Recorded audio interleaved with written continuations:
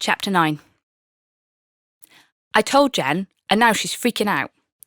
Part of me thinks it's better to go on in to see Dan and Louise, in the hope that firstly, this provides a welcome distraction, or secondly, they can explain all this better than I can. I mean, I think it's really romantic. Let's wait for each other. Let's make those promises till death do us part, and then seal them physically. Nothing like all this swipe if you like, one-night stand culture. But judging from Jen's reaction, she thinks this is weird. Like I'm part of a cult. And I don't know how to tell her my viewpoint and beliefs without sounding like I'm judging her, because it doesn't look like she shares my convictions. I hope this is not going to become a barrier between us. We stand on Dan's doorstep, a handspan apart, and the reverberations of my confession create a volume of white noise around us. Then Dan opens the door, and we both give a middle-class, we're fine, high-pitched, hi! It's been a while since I was last here, and I remember the distinctive red-tiled Victorian floor, but what I'm noticing now is photos everywhere of Dan's wedding. We had not long graduated, so we looked fresh-faced and youthful in the pictures. I was an usher, and we all had matching cravats.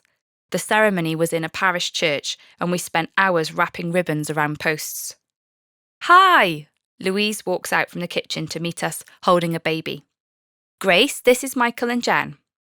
Jen smiles and waves at Grace, who reacts with a sudden, beaming smile. In that moment, my heart surges with love for her. I just know with absolute certainty that I want this to be it. I want to be with Jen forever. I want us to be living in a house together with our wedding photos on the walls. What would you like to drink? Dan asks. I hand over the gift bag in a daze and ask for water. I'm vaguely aware of Jen nodding and chatting to Louise as we move into the kitchen and sit at the table. I take a glass of water from Dan and drink it mechanically, all the time wondering at this new revelation. In the car, when I told Jen about my vow, I wasn't trying to use it as leverage for anything. I wasn't really thinking about exactly when I, or we, might get married. Since I graduated, I focused on my career.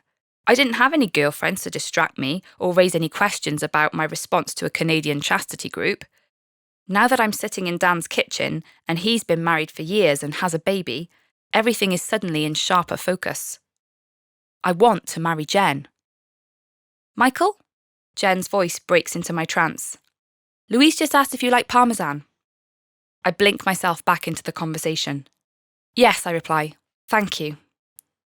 Jen raises her eyebrows quizzically and then turns back to Louise. It's suddenly surreal that I've been in and out of this kitchen before at various gatherings, but now I'm here with my girlfriend. The landscape of my life has altered, and that night when I took Jen out for our first date, I had no concept of what this would look and feel like. Everything feels better with her. How's things at school? Dan asks me. For once, it's the last thing on my mind.